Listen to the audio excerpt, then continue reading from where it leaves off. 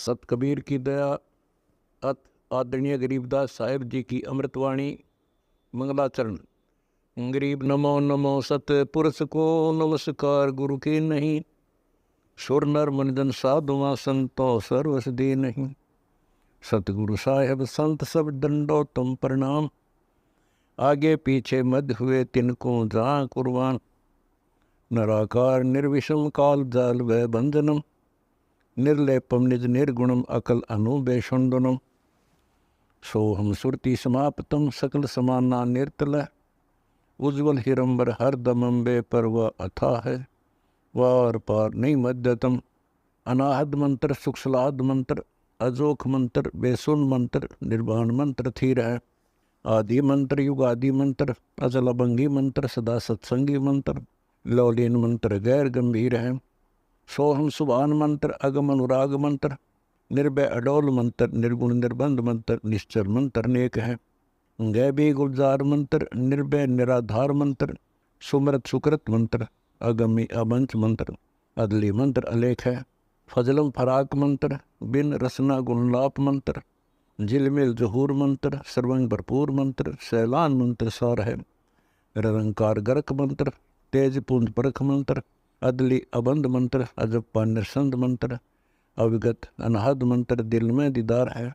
वाणी विनोद मंत्र, आनंद असोद मंत्र, कुर्सी करार मंत्र, अनबय उचार मंत्र, उज्ज्वल मंत्र अलेख है। साहिब सतराम मंत्र, साई निकाम मंत्र, पारक प्रकाश मंत्र, हीरंबर पुलास मंत्र, मौले मलार मंत्र, पलक बीच खलक है। कौन ब्रह्मा का पिता है, कौन विष्णु की माँ, शंकर का दादा कौन है, हमको कूदे बता। यह जानने के लिए कृपया सुनिए जगत गुरु तत्वदर्शी संत रामपाल जी महाराज के। अब एक दो भक्त थे, घर से चल पड़े परमात्मा पाने के लिए। उनको एक महात्मा मिल गए जिसका बहुत बोलबाला था, बड़े सिद्ध पुरुष कहां थे। दोनों ने वहां दीक्षा ले ली, घर त्याग कर चले गए, सन्यासी हो गए। कई वर्ष तक वो महात्मा के साथ रहे, गुरुजी के साथ आश्रम में। अब गुरुजी की मृत्यु के बाद वो दोनों निकल गए वहां से और अलग अलग दिशा में सिद्धि प्राप्ति के लिए चल पड़े, क्योंकि वो सिद्धि ही सिखाता था। जो उनमें से एक था उसको परमेश्वर कबीर देव जी का सत्संग मिल गया। जैसे आप जी को भी बताया कि परमात्मा तीन स्थिति में अपने संसार के सभी कार्यों को संभालते हैं। एक में तो पूर्ण रूप ऊपर बैठे हैं, सब ब्रह्मांडों का कंट्रोल करते हैं। अन्य रूप जैसे प्रत्येक युग में एक जीवन ऐसा करके जाते हैं, बच्चे के रूप में प्रकट होते हैं, जन्म नहीं लेते। वो सह शरीर आते हैं, सह शरीर चली जाते हैं। 120 वर्ष रहे थे कलयुग में और सब अपना ज्ञान प्रचार करके अपनी अमृत वाणी लिपिबद्ध करवा के अपना ज्ञान सारा सुख संवेद दे करके चले गए थे, सह शरीर गए थे। और दूसरी स्थिति वो कहीं भी आकर प्रकट हो जाते हैं। जैसे आदरणीय धर्मदास साहिब जी को मिले, आदरणीय नानक साहिब जी को बेई नदी पर मिले थे, अन्य को दिखाई दे नहीं रहे थे, ओनली नानक साहिब जी को दिखाई दे रहे थे। और जो ही नानक साहिब जी ने बेई नदी में डुबकी लगाई स्नान करने के लिए, वहीं से उनको अंतर ध्यान कर लिया। जनता ने सोचा डूब गए, सब जाल जूट डाले, दूर दूर तक खोज की, कुछ नहीं मिला। सतलोक में ले गए, फिर वापस छोड़े, तीसरे दिन वहीं खड़े मिले। तो ऐसे परमात्मा इन पुण्यात्माओं को मिलते हैं। फिर वो अपनी ऐसे आकर के वो परमात्मा कुछ लीला करते हैं। इसी प्रकार वो कहीं प्रकट होकर के कुछ दिन कुछ क्षेत्र में रह जाते हैं। कोई उनका गांव नाम पूछते हैं तो वो गोल मोल कर जाते हैं, संतों के गांव नहीं पूछा करते। तो जनता भी नहीं ज्यादा खोजबीन करा करती, ना कोई मीडिया ऐसे कोई साधन थे। जैसे आजकल टेलीफोन है, नाम बता दे जब गांव, वहां पूछ ले करके भाई यहाँ का कोई आदमी है। तो उस समय ऐसा नहीं था। तो परमात्मा ऐसे रहते हैं, किसी क्षेत्र में कुछ दिन रह गए, फिर अचानक चले गए। साधु रहते थे, अचानक चले गए, वापस नहीं आए। ये वो परमात्मा की लीला थी। तो कबीर परमेश्वर जी ऐसे रह रहे थे वहां, वो उन दोनों गुरु भाई जो थे उस सिद्ध के, उनमें से एक को उस परमात्मा कबीर देव जी का टच हो गया, सत्संग हो गया, मिल गया उसको। कई दिन लगातार सत्संग सुना, उसका तो जीवन बदल गया।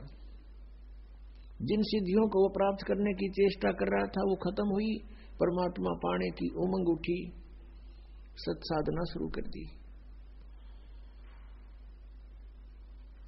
अब कुछ दिनों के बाद परमात्मा ने लीला की, संत ने उसे कहा बेटा अब तू आगे उपदेश दिया करिए,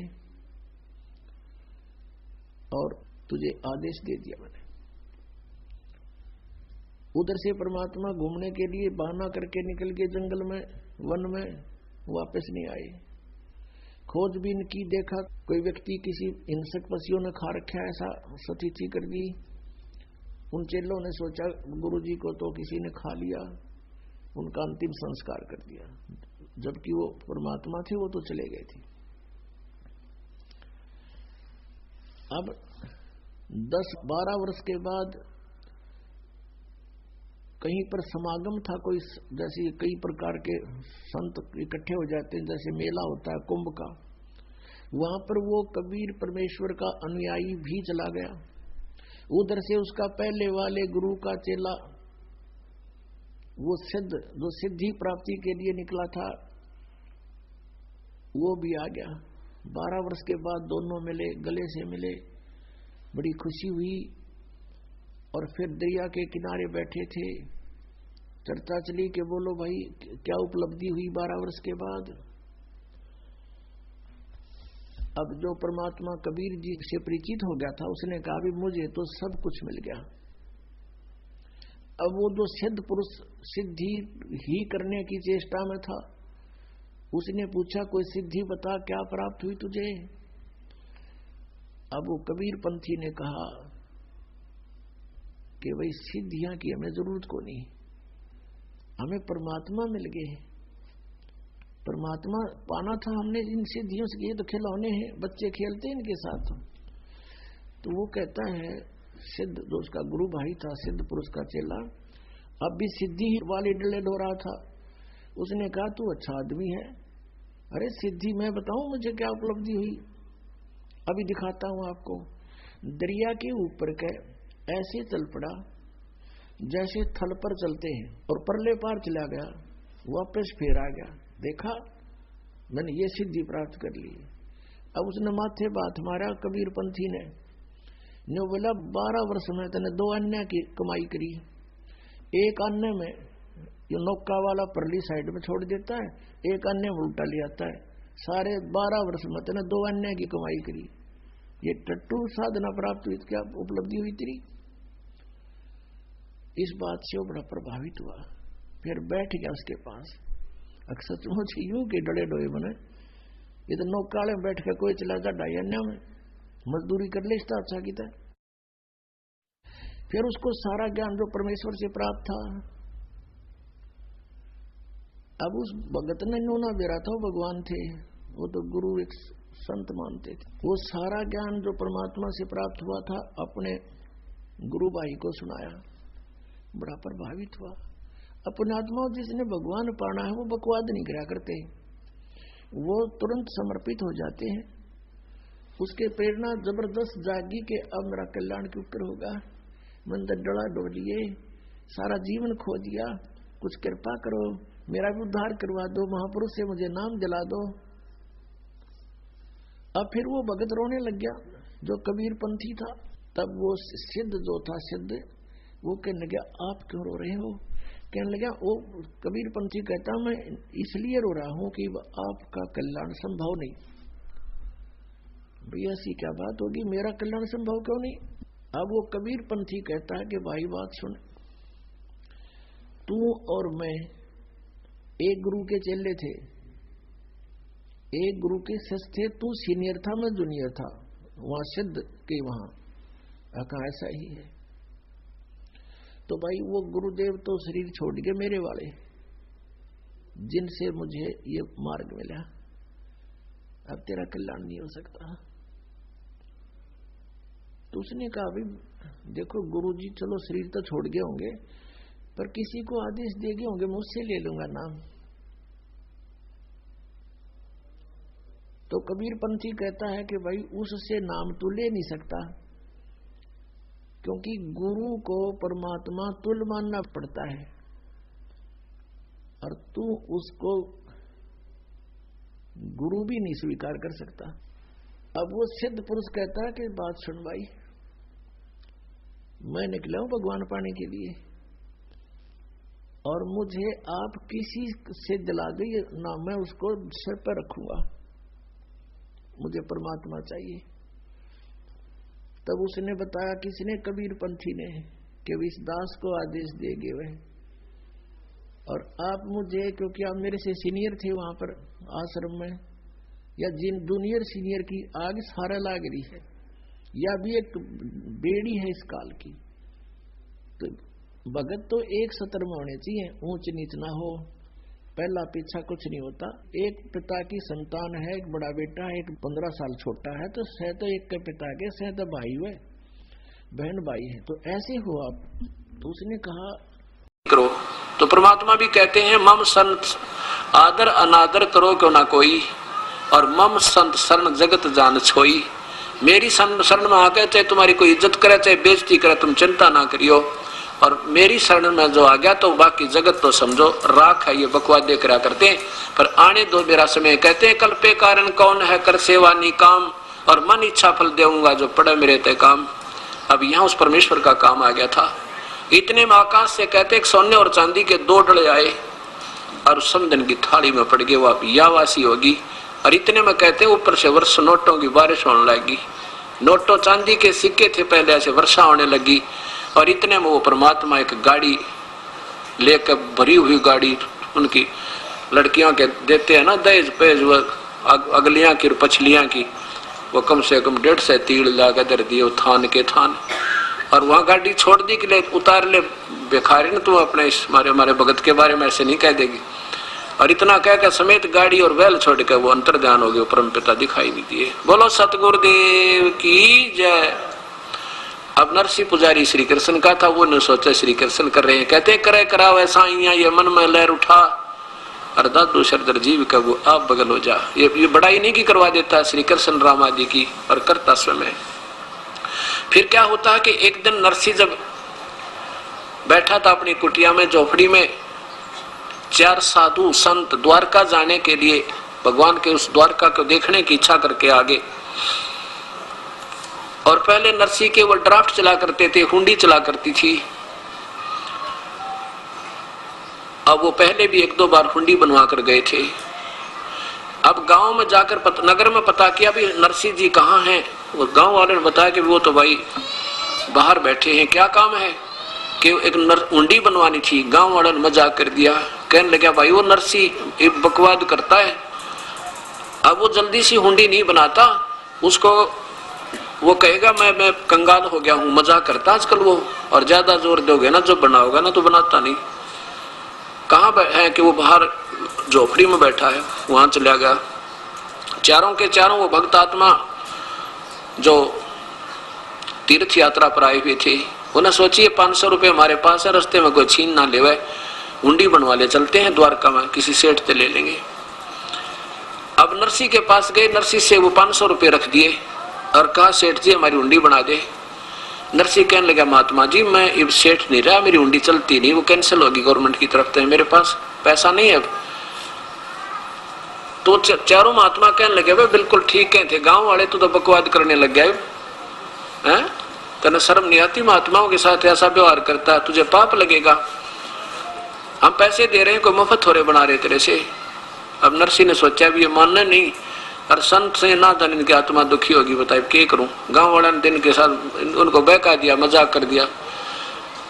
उसी समय साक्षी रख के अपने परमेश्वर को, क्योंकि वो श्री कृष्ण के पुजारी थे, सांवल साहा, सांवला सेठ, सांवल यानी सांवरिया, भगवान श्री कृष्ण के नाम सांवल शाह लिख के कि भगवान श्री कृष्ण के नाम में अपने एक हुंडी लिखता हूं, ये दास की हुंडी स्वीकार हो, इनको भुगतान किया जावे, आपकी इमानत मेरे पास है। 500 रुपये ले लिए और वो कागज बना के दे दिया। अब ले जाओ सेठ महात्मा जी। वो चल पड़े।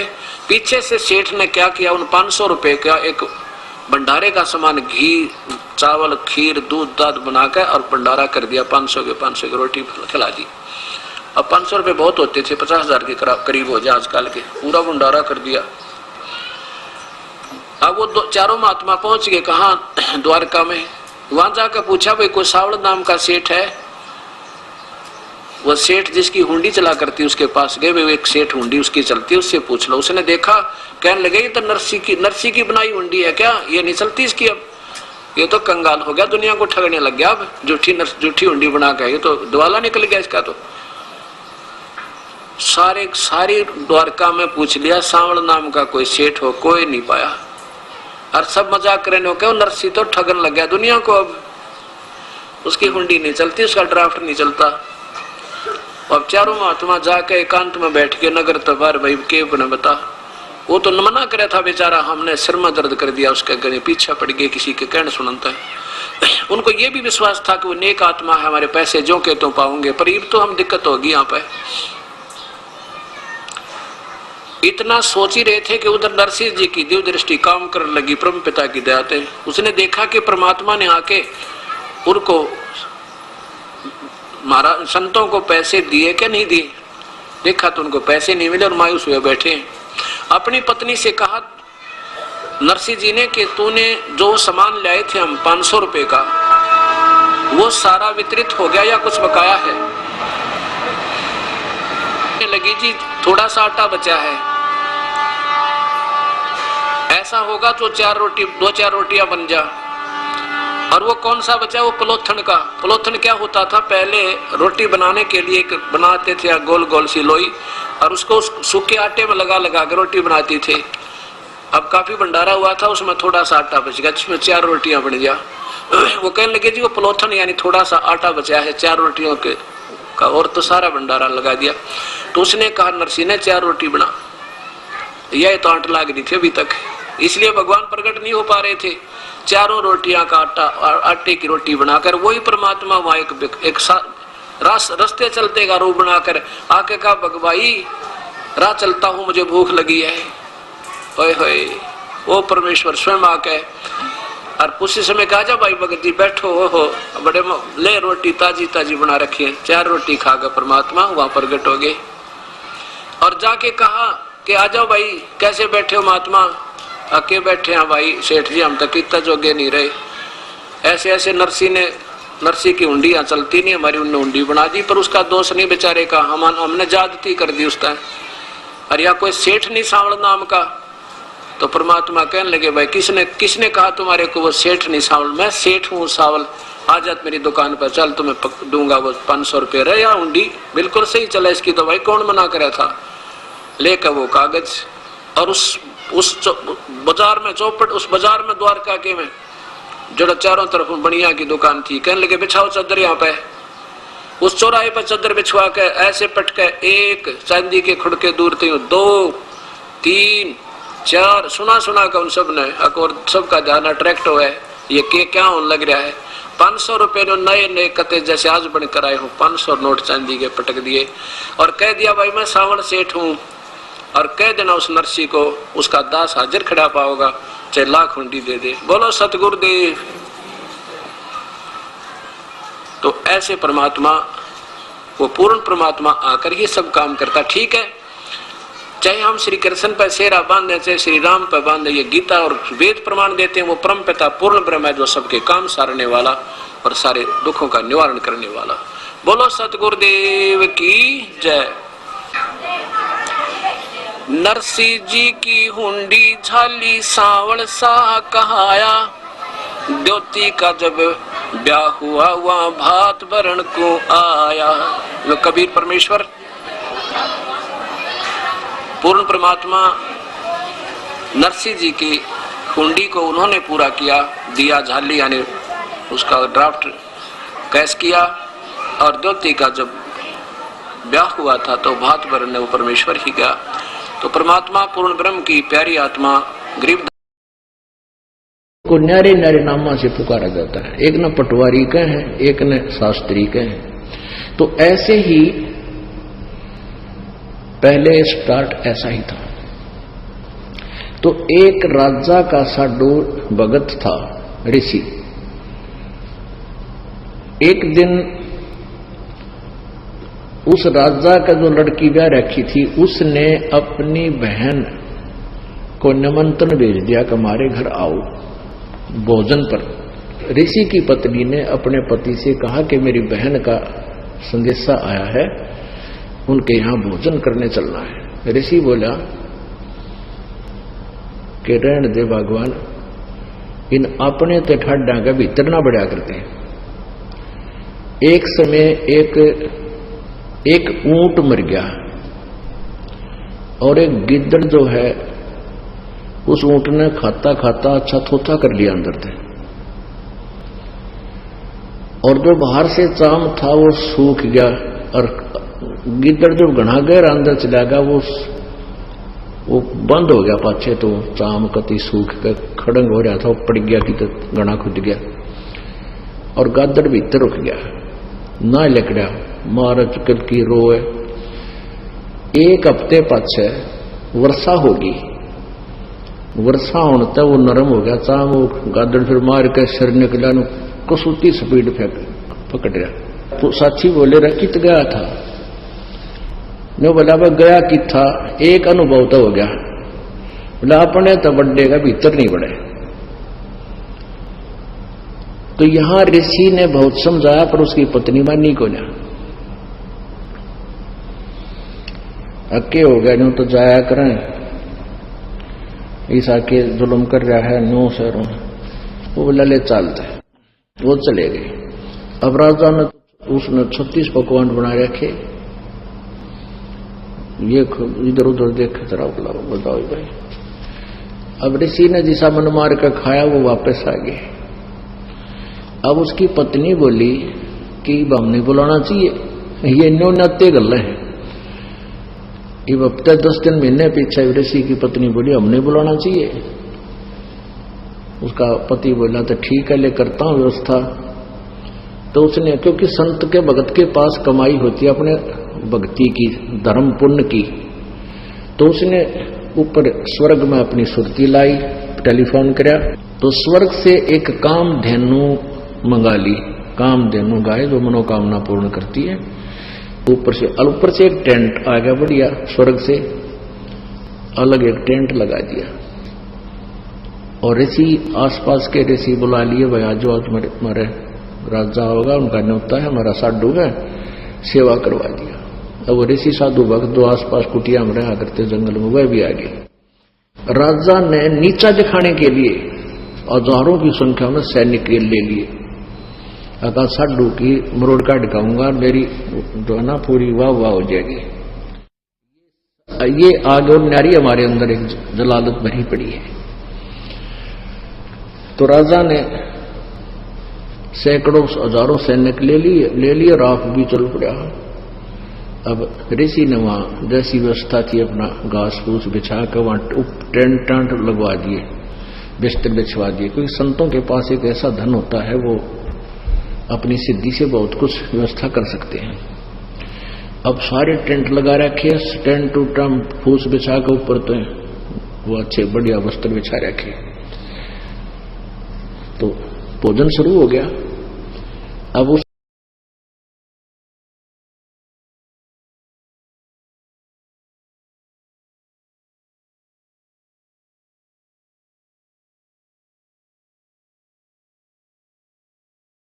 परमात्मा की कथा सुनो, परमात्मा की कथा की चर्चा करो। इसके अतिरिक्त जो भी बातें करते हो, सुनते हो, वह सब व्यर्थ है। ऐसे ही आध्यात्मिक वीडियो देखने के लिए हमारे चैनल विश्व विजेता संत रामपाल जी महाराज को